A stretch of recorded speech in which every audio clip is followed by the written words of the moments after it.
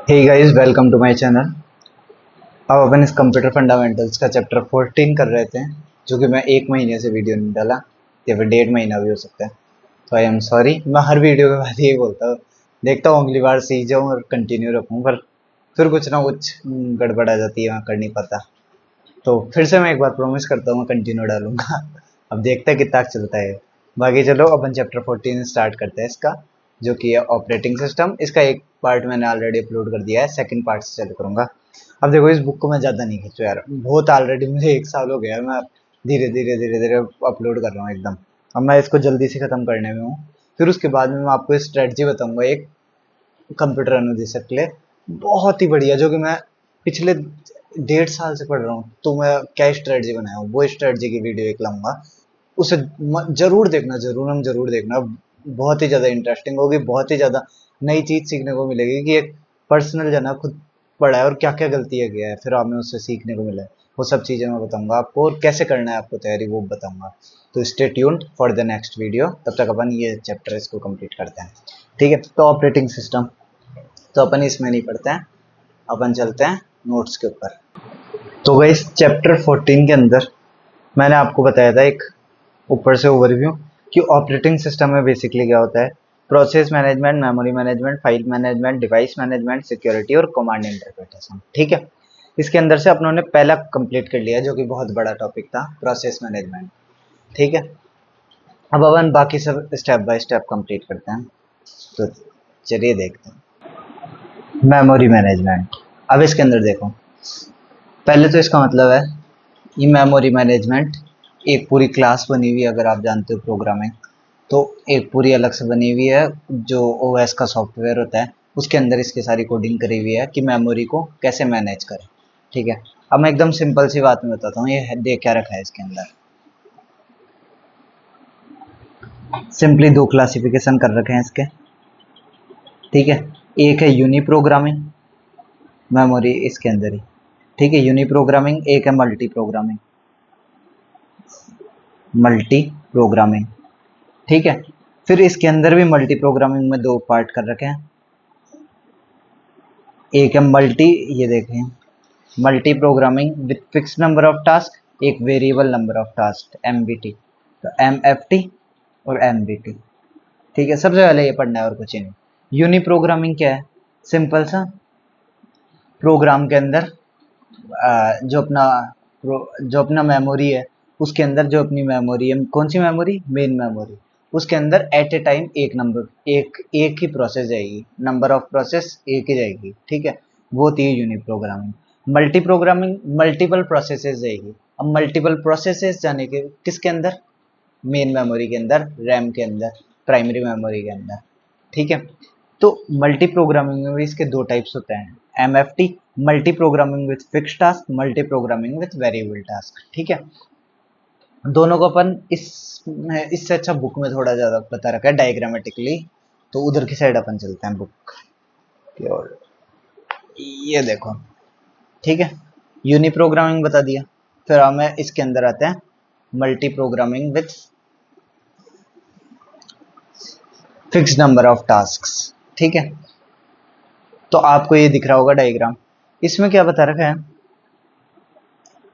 इसको फिक्स्ड उसमें बांट देते हैं। मेमोरी जो होती है, लेट से आपके पास 50 MB की मेमोरी है, सिर्फ मेन मेमोरी, ठीक है। तो आपने बांट दिया एक एक MB के अंदर।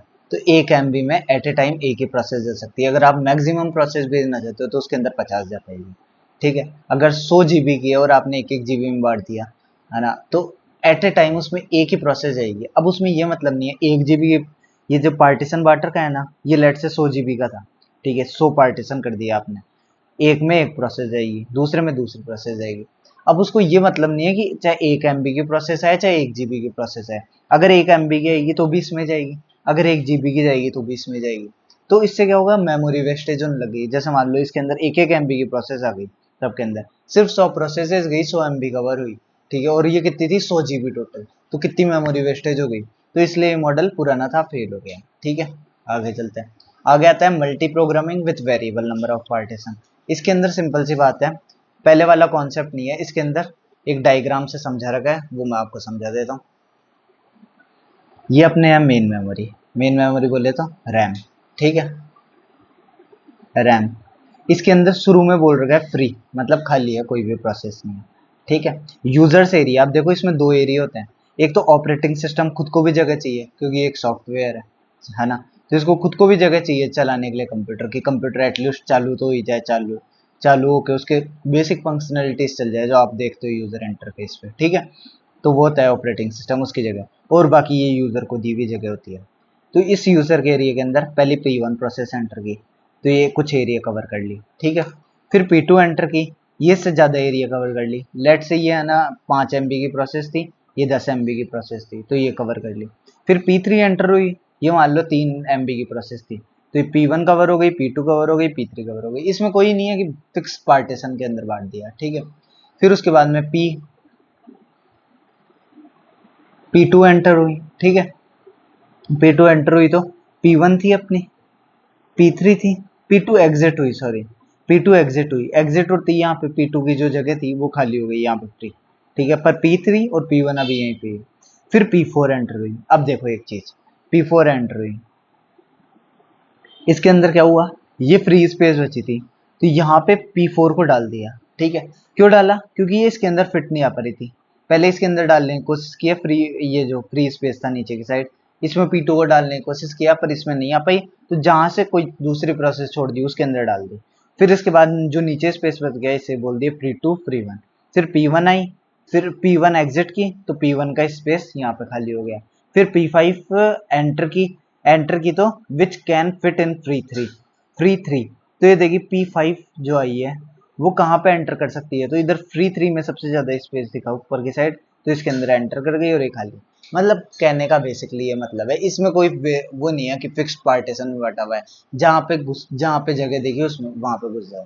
ये मतलब वैसे ही है जैसे आप मंदिरों के अंदर लाइनें लगाते हो कि भाई अपन ने ना डालता है, कोई वैसे मत लेना एकदम डिप्लोमेटिक, पर मैं बता रहा हूँ जस्ट कि अपन जैसे मंदिरों में लाइन लगाते हैं शिवरात्रि पे ऐसे, तो अपने वैसे नहीं देखते लाइन में लगे हैं ऐसे, बस जहाँ पे जगह मिले वहां से जाकर जल्दी सींच के आ जाओ, ठीक है। तो वैसी सी बात है यहाँ पे भी, ठीक है। अब आगे चलते हैं वर्चुअल मेमोरी। देखो वर्चुअल मेमोरी को एकदम सिंपलेस्ट भाषा के अंदर समझाने की कोशिश करूंगा मैं। वर्चुअल मेमोरी क्या है, वर्चुअल मेमोरी बेसिकली है आपकी रैम छोटी पड़ जाती है, जब छोटी कहने का मतलब आपके प्रोसेस बहुत सारी है, आपकी मांगे बहुत है लैपटॉप में चलाने के लिए, बजट कम है तो सस्ता लैपटॉप खरीदे जिसके अंदर सिर्फ 4 GB की 4 GB नहीं 2 GB की रैम है, ठीक है। और आपको बहुत सारी एप्लीकेशन चलानी है, ठीक है। तो इसके अंदर क्या होगा, इसके अंदर सिंपली आपकी मेमोरी पूरी भरने वाली हो गई, सिर्फ आखिरी के कुछ फ्रेम्स बचे हैं, कुछ फ्रेम्स कहे तो लेट से 4 फ्रेम बचे हैं सिर्फ आखिरी के, ठीक है। और आपकी आपको अब ये मेमोरी को इसमें ना क्या बोलते हैं, एक और एप्लीकेशन लाना है, ये लेट से 5 MB का ही है, और आपको लाना है 50 MB की प्रोसेस लानी है, और आपकी पूरी मेमोरी ऑलरेडी भर चुकी है, सिर्फ ये फ्री बची है, फिर भी आप उसको ला सकते हो। कैसे ला सकते हो, वो करता है काम वर्चुअल मेमोरी का।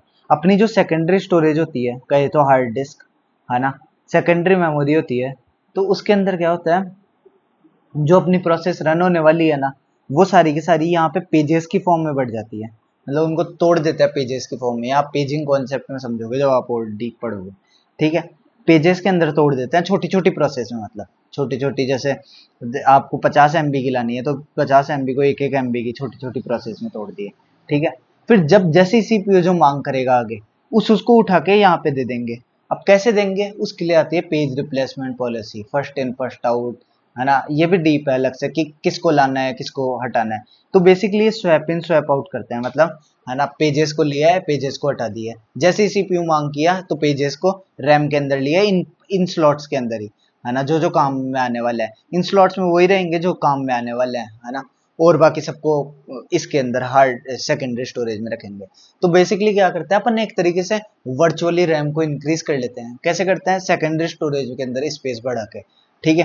तो वही काम ये वर्चुअल मेमोरी का है कि अपने पास जगह बढ़ाने के लिए सेकेंडरी स्टोरेज को एज ए रैम की तरह यूज में लेते हैं, जिसमें अपन प्रोसेस को पेजेस के अंदर बांट लेते हैं और फिर स्वैप इन स्वैप आउट करके, स्वैप इन मतलब स्वैप इन का मतलब इस पेज को अंदर लाना, और ये पेज कहाँ स्टोर होता है, इन फ्रेम्स के अंदर। ये जो पेज होते हैं इनकी साइज इन फ्रेम्स के बराबर ही होती है, ठीक है। इन पेजेस की साइज इन फ्रेम्स के बराबर होती है, तो इन फ्रेम्स में आके ये रुक जाते हैं, फिर सीपीयू के पास चल जाते हैं, फिर वापस इधर आ जाते हैं, फिर सीपीयू कोई दूसरी डिमांड करता है तो उसमें से जो पेज यूज कम आ रहा है या फिर जो भी पॉलिसी अपन लगा रहे हैं उसके हिसाब से वापस सेकेंडरी मेमोरी में चल जाता है, फिर इसके पास आ जाता है सीपीयू अगर मांग करता है तो इस हिसाब से अपन अपनी रैम को 2 GB से भी ज्यादा एक्सटेंड कर लिए, तो इसको कहते हैं वर्चुअल मेमोरी। वर्चुअल मेमोरी मतलब यहाँ पे अपनी हार्ड डिस्क में या फिर सेकेंडरी स्टोरेज में अपन एक्सटेंड कर लेते हैं रैम को, इसी को कहते हैं वर्चुअल मेमोरी। अब इसमें कुछ कीवर्ड्स वगैरह हैं वो सब अपन नोट से पढ़ते हैं जो इसके अंदर बुक में दे रखा है, ठीक है। Process can execute even if it is loaded in main memory partially, एक पूरी प्रोसेस एग्जीक्यूट हो जाएगी। फॉर एग्जांपल एक बढ़िया सा एग्जांपल देता हूँ, आप वो खेलते हो GTA 5 या GTA 6, ठीक है। कितना बड़ा होता है वो गेम पूरा, आप बोलोगे 50 GB का, इतने का होता है। जैसे GTA 5 मुझे अप्रोक्स नहीं पता पर 50 GB 60 GB इतने तक का आता है, आते हैं गेम आजकल, ठीक है। और आपकी रैम कितनी होती है, 8 GB 4 GB, है ना। उसके अंदर फिक्स स्पेसिफिकेशन होता है एटलीस्ट इतनी तो होनी चाहिए रैम, जैसे 8 GB की रैम है। तो आपने कभी सोचा नहीं 8 GB रैम के अंदर रैम में कौन सी प्रोसेस रहती है जो आपके ना क्या बोलते हैं काम जो आप रन करना चाहते हो। तो आपने GTA 6 को लोड किया तो वो लोड कैसे हुआ 50 GB का पूरा पूरा, भाई 8 GB की रैम है और 50 GB का लोड हो गया है, क्या कोई समझदारी वाली बात है, कैसे होगा ऐसे, ठीक है। तो ये वर्चुअल मेमोरी की वजह से होता है, उसमें जो जो इंपॉर्टेंट पार्ट है, जो जो काम आने वाले हैं, जो जो मॉड्यूल्स एक्शंस वहाँ पे दिखने वाले हैं जीटी के अंदर, वो सारे के सारे मेमोरी के अंदर लोड हो जाते हैं, बाकी सारे हार्ड डिस्क में पड़े रहते हैं, ठीक है। तो ये एग्जांपल आई होप समझ गए होंगे आप। फिर इसके बाद में आते हैं 3 बेसिक कॉन्सेप्ट इसको यूज करने के लिए, मैं समझा दिया, अब इनके टर्म्स समझते हैं अपन। ऑनलाइन सेकेंडरी स्टोरेज डिवाइस, ये मैंने आपको पहले बता चुका है। ऑनलाइन सेकेंडरी स्टोरेज डिवाइस यानी जो आपके वर्किंग में है, जो आपके मतलब कंप्यूटर फ्रिक्वेंटली यूज करता है, जैसे कि हार्ड डिस्क वगैरह, मैं पीछे लेक्चर्स में बता चुका हूँ, अगर आप देख रहे हो तो आपको पता होगा। जैसे कि रैम हो गया अपना, जैसे कि अपना हार्ड डिस्क हो गया, ये अपन फ्रिक्वेंटली यूज करते जाते हैं कंप्यूटर के अंदर। और एक होता है ऑफलाइन जो कि अपन यूज नहीं करते, जैसे कि पेन ड्राइव हो गई जो अपनी डिसकनेक्टेड है, ठीक है। इसके अलावा और भी आप पीछे देख लेना। फिर इसके बाद में स्वैपिंग, स्वैपिंग मैंने आपको बता लिया, पेजेस इन होते हैं, पेजेस आउट होते हैं, ठीक है। अब इसमें होता है swapping in, OS transfers data from online storage to main memory, online storage से हार्ड डिस्क वगैरह से मेन मेमोरी के अंदर लेता है। Swap out, OS transfers data from main memory to online storage, ठीक है। इसमें इसके बाद आता है डिमांड पेजिंग। डिमांड पेजिंग का मतलब इसमें देखते हैं अपन, OS divides processes into partition in online SSD called pages, it also divides main memory into page frame of size of pages. Simple बात, मेन मेमोरी को फिक्स फ्रेम्स में divide किया है, उसी फ्रेम्स के अंदर जो अपन बड़ी प्रोसेस ला रहे हैं उसको पेजेस में डिवाइड किया है, और वो कहाँ रखे हुए हैं, वो रखे हुए हैं अपने हार्ड डिस्क के अंदर, ठीक है। अब डिमांड पेजिंग क्या है, डिमांड पेजिंग मतलब जब सीपीयू डिमांड करेगा पेजेस की तो अपन उसको वो ला के दे देंगे, कहाँ से, हार्ड डिस्क से, या फिर अगर मेन मेमोरी के फ्रेम में ऑलरेडी पड़ा है तो वहां से, ठीक है। स्वैपिंग एल्गोरिदम, डिमांड पेजिंग क्या है, ये स्वैपिंग एल्गोरिदम है। It swaps in only those pages which just need to be executed, जो कि एग्जीक्यूट होना चाहते हैं, मतलब सीपीयू जिनको एग्जीक्यूट करना चाहता है वो डिमांड पेजिंग है, ये एक एल्गोरिदम है, ठीक है। फिर इसके बाद में आता है पेज रिप्लेसमेंट एल्गोरिदम। अब अपन पेजेस को उससे ला रहे हैं हार्ड डिस्क से अपने रैम के अंदर, तो पेजेस को अपन लाएंगे तो अपनी ऑलरेडी मेन मेमोरी भरी हुई रहेगी, तो अपने को किसी को हटाना पड़ेगा, तो किसको हटाएं, ये बात का डिसाइड पेज रिप्लेसमेंट एल्गोरिदम करता है। समझ रहे हो मैं क्या कहना चाहता हूँ, मैं कहना चाहता हूँ कि अपन यहाँ पे फ्रेम्स चारों के चारों भर लिए, अब सीपीयू किसी और की डिमांड कर रहा है, तो अपन इसमें से कौन से को हटाएं, किस चीज को हटाएं, किस प्रोसेस को हटाएं ताकि अपन नया पेज को एंटर करा सके, ठीक है। तो इस चीज का डिसाइड पेज रिप्लेसमेंट एल्गोरिदम करता है, ठीक है। वही है, if number of page frame is available for a page, it replaces with no not use for long time, ठीक है, जो सबसे लंबे समय तक यूज में नहीं आ रहा उसको हटा देता है। ये तो किस बात हुई, ये तो सिर्फ एक पेज रिप्लेसमेंट एल्गोरिदम है, उसको मैं समझाने के लिए बेसिकली आपको बता रहा हूँ। जैसे एक रिप्लेसमेंट एल्गोरिदम में फर्स्ट इन फर्स्ट आउट, यानी पहले जो आया वही सबसे पहले निकलेगा, है ना। तो एक मैं समझाने के लिए कहूँगा, ऐसे बहुत सारी एल्गोरिदम्स है, तो अलग अलग ओएस अलग अलग इंप्लीमेंट करती है। इसके बाद आता है पेज फॉल्ट। देखो दो चीज होती है, एक होता है पेज हिट, एक होता है पेज फॉल्ट। सीपीयू ने डिमांड की एक पेज की, अगर वो इस रैम के इन 4 स्लॉट्स में ही पड़ा है और मिल गया तो उसे कहेंगे पेज हिट, मतलब अपने को डायरेक्ट मिल गया। और इसके अंदर नहीं मिला और उसको लाना पड़ा कहाँ से, हार्ड डिस्क से, तो उसे कहते हैं पेज फॉल्ट। ठीक है, सिंपल सी बात है, पेज फॉल्ट और उसको कहेंगे पेज हिट। तो ये आपके थे प्रोसेस मैनेजमेंट। अब अपन चलते हैं फाइल मैनेजमेंट पे। देखो फाइल के अंदर कुल 3 चीजें होती है। फाइल का नाम, हर फाइल का नाम यूनिक होना चाहिए। फाइल का डेटा, डेटा मतलब उस फाइल में कुछ स्टोर भी तो करोगे, आप घर पे फाइल ला रखे हो फिर उसको स्टोर भी तो करोगे, ऐसे ही थोड़ी है। ठीक है, उसके एट्रीब्यूट्स, उसकी प्रॉपर्टीज फाइल की। नॉर्मल बात करें तो फाइल कितनी मोटी है, फाइल के अंदर वो लगे वो कैसे के लगाने के, ठीक है, वो नॉर्मल हो गई। ऑन अगर अपन कंप्यूटर के अंदर फाइल की बात कर रहे हैं तो उसकी प्रॉपर्टीज यानी कि उसकी साइज क्या है फाइल की, ठीक है, वो कब बनाई गई थी फाइल, है ना, और उसको मॉडिफाई कब किया गया था, और भी आप प्रॉपर्टीज में जाके देखते हो ना, वो सब फाइल ही है। ठीक है, फाइल एक्सेस मेथड, फाइल को अपन दो तरीके से एक्सेस कर सकते हैं, sequential access file, random access file. ऐसे ही अपने से जब मैं सेकेंडरी स्टोरेज डिवाइस बता रहा था तब मैंने बताया था दो टाइप के होते हैं, sequential storage device, random storage devices. Sequential जैसे मैग्नेटिक टेप, तो सीक्वेंशियल एक्सेस फाइल उन्हीं से एक्सेस होगी जो सीक्वेंशियल एक्सेस, जो सीक्वेंशियल स्टोरेज डिवाइस हैं, जैसे कि मैग्नेटिक टेप। सीक्वेंशियल मतलब एक के बाद एक, मतलब आपको 25वीं फाइल चलानी है तो पहली से 24वीं तक जानी पड़ेगी। ठीक है, ऐसे आती है रैंडम एक्सेस फाइल, ये किन से एक्सेस होगी, रैंडम एक्सेस स्टोरेज डिवाइसेस से। ठीक है, जैसे magnetic disk, optical disk etcetera. ठीक है, तो ये आपके दो मेथड है फाइल एक्सेस करने के। फिर आते हैं फाइल पे ऑपरेशंस क्या परफॉर्म करना है। अब फाइल पे अपन क्या क्या ऑपरेशन परफॉर्म कर सकते हैं, फाइल को क्रिएट कर सकते हैं अपन कंप्यूटर के अंदर, फाइल को डिलीट कर सकते हैं, फाइल को ओपन कर सकते हैं, खोल सकते हैं, फाइल को क्लोज बंद कर सकते हैं, फाइल को रीड पढ़ सकते हैं, फाइल को क्या लिखा हुआ है इसके अंदर, फाइल को राइट कर सकते हैं, फाइल में चेंजेस कर सकते हैं। लेट से ये फाइल ही है, ये फाइल के अंदर डाटा लिखा हुआ है सारा का सारा। ठीक है, तो रीड, मैं ये रीड कर रहा हूँ, it it is use to read data stored in a file. Right, मैं इसके अंदर चेंज करना चाहता हूँ कि रीड की जगह मैं, रीड डेटा की जगह मैं लेट से बुक लिखना चाहता हूँ, रीड बुक स्टोर्ड इन ए, यहाँ पे लिखना चाहता हूँ लाइब्रेरी, तो मैं इसको चेंज कर सकता हूँ, राइट कर सकता हूँ। ठीक है, फिर इसके बाद में आता है सीक। सीक क्या है, सीक एक पॉइंटर है, पॉइंटर मतलब आप फाइल खोलते हो और डायरेक्ट लिखना चालू कर देते हो, तो कहाँ से लिखा जाता है आपसे, जहाँ पे आपने छोड़ा था न्यू फाइल के आगे लिखना चालू कर देते हो। पर आप उसको चेंज भी तो कर सकते हो कि मैं नहीं यहाँ पे लिखना चाहता हूँ CRE के बीच में, तो वहाँ पे आप क्या करोगे, क्लिक करोगे, क्लिक करते ही कर्सर ब्लिंक करने लग जाएगा यहाँ पे ऐसे।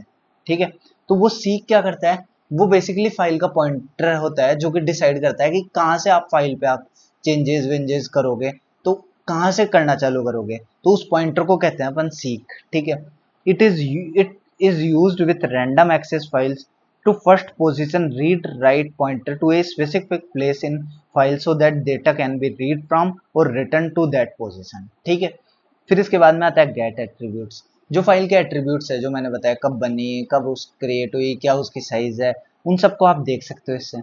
सेट एट्रीब्यूट्स, उन सबको आप चेंज भी कर सकते हो। मान लो आपकी फाइल 1 साल पहले बनी है पर आप उसको चेंज करके करना चाहते हो 5 साल पहले, पर आप वो भी आप कर सकते हो। ठीक है, रीनेम, फाइल का नाम चेंज कर सकते हो, फाइल को आप कॉपी कर सकते हो और कहीं और पेस्ट कर सकते हो। ठीक है, ये इसके हो गया। अब अपन चलते हैं फाइल की नेमिंग पे। नेमिंग का मतलब फाइल को आपको रीनेम, जो आपने पढ़ा था ना अभी, तो आपको नाम लिखना है कुछ। ठीक है, तो अलग अलग विंडोज अलग अलग नामों को सपोर्ट करती है कि मैं कितना लूंगी, क्या लूंगी, कैसे लिखूंगी। ठीक है, तो MS, कुछ फेमस की अपन बात करते हैं, MS DOS, ये एक OS है, ये बोलता है सिर्फ 8 कैरेक्टर में ही आपका फाइल नाम होना चाहिए और यूनिक होना चाहिए, अब कैसे ही लिखो आप हेडर। एप्पल्स का मैकिनटॉस नाम का एक आता था, तो वो क्या बोलता था, 31 कैरेक्टर आपको आने का बोलता है, हम आपको देंगे 31 कैरेक्टर के अंदर आप अपना फाइल का नाम लिख लो, जो कि एक डिसेंट है, 31 में आ ही जाता है, इससे बड़ा और आप क्या ही लिखोगे समझने के लिए। फिर आई माइक्रोसॉफ्ट विंडो, ठीक है, इसके अंदर आप 255 कैरेक्टर्स तक लिख सकते हो, मतलब फाइल का नाम ही नहीं है, एक तरीके से आप फाइल का पूरा सेंटेंस लिख सकते हो फाइल में है क्या, ठीक है, जो इतना माइक्रोसॉफ्ट विंडोज अपने को फ्लेक्सिबिलिटी देती है, ठीक है। अब इसके अंदर एक चीज और दे रखी है, यूनिक्स के जो फाइल नेम है, यूनिक्स भी एक विंडोज है, ठीक है, इसके अंदर इसके नहीं दे रखे कितने कैरेक्टर्स अलाउ करता है, पर यूनिक्स का जो फाइल नेम है वो है केस सेंसिटिव, विंडोज और एम एस डॉस का फाइल नेम है वो है non case sensitive. Case sensitive मतलब क्या होता है, केस सेंसिटिव का मतलब ये होता है, ये लिखा मैंने कंप्यूटर, ठीक है, केस सेंसिटिव जो होगा, और मैंने एक और लिखा COMPUTER,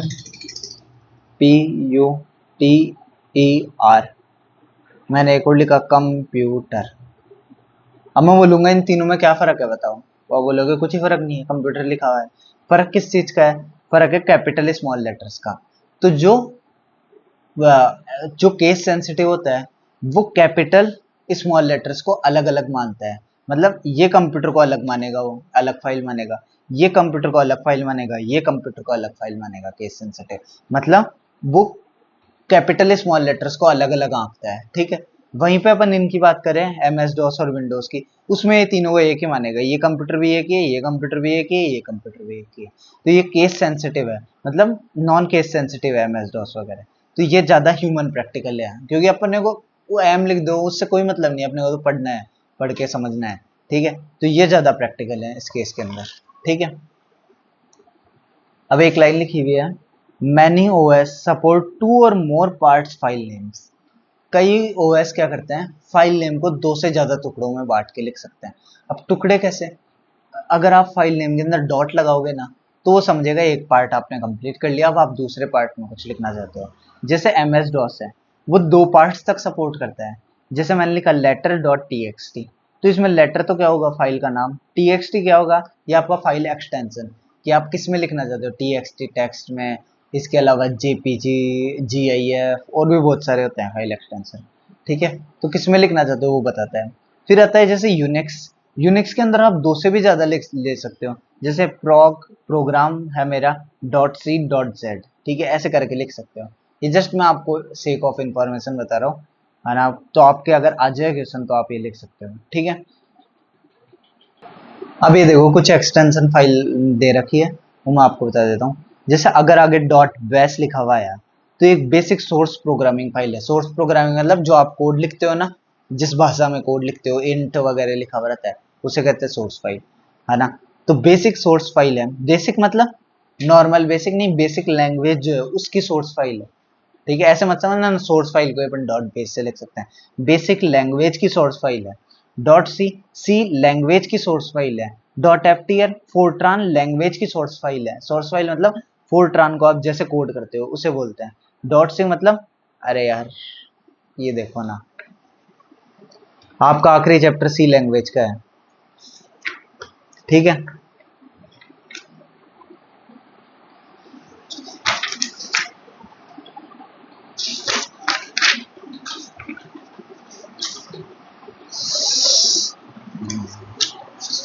हाँ ये देखो, ये आपके कोड लिखे हुए हैं, बस इसी को सेव करने के लिए आप डॉट, ये कोड लिखा हुआ है नॉर्मल भाषा में, है ना, सी लैंग्वेज के अंदर, तो डॉट सी नाम से सेव करोगे। ऐसे ही फोर्ट्रान का जो कोड है, सिंटैक्स है, उसे आप डॉट एफ टी एन से सेव करोगे, ठीक है।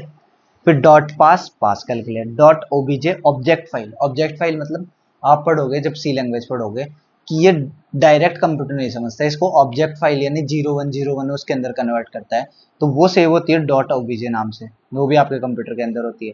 Dot bin binary program file, है ना, एग्जीक्यूटेबल। अब बाइनरी एग्जीक्यूटेबल ऑब्जेक्ट फाइल क्या था, ये भी वही था, कौन सी, 0101 वाली, पर ये कंपाइल्ड नहीं थी। डॉट बाइन ये कंपाइल्ड एग्जीक्यूट, ये और डॉट ओबीजे फाइल है, ठीक है, ये है compiler output not yet linked, ठीक है, पर बिन एग्जीक्यूटेबल है, ठीक है। Dot lib library of dot OBJ files. मतलब डॉट ओबीजे फाइल्स के अंदर क्या होता है, आपके पास कुछ कीवर्ड्स रहते हैं, जैसे इन, फ्लोट, प्रिमिटिव डेटा टाइप्स। इसके अलावा आप लूप्स वगैरह के लिए फॉर यूज कर सकते हो। तो वो सब कहाँ सेव है, वो सब लाइब्रेरी में सेव है। ठीक है, तो डॉट लिब उनके लिए होता है। Dot D A T data file, अपन जो डेटा लिखते हैं उसके लिए। Dot H L P text file for help command. Dot man कुछ आपको मैनुअली ऑनलाइन देखना है तो आप ये याद कर लीजिएगा। Dot T X T general text file. Dot back backup के लिए है ना। Dot doc window document file. Dot wave window sound file. W के फॉर लोटस 1 2 3 स्प्रेड फाइल। ये आपको याद ही करना पड़ेगा। देखो GIF ग्राफिक फाइल, ठीक है, याद कर लीजिएगा।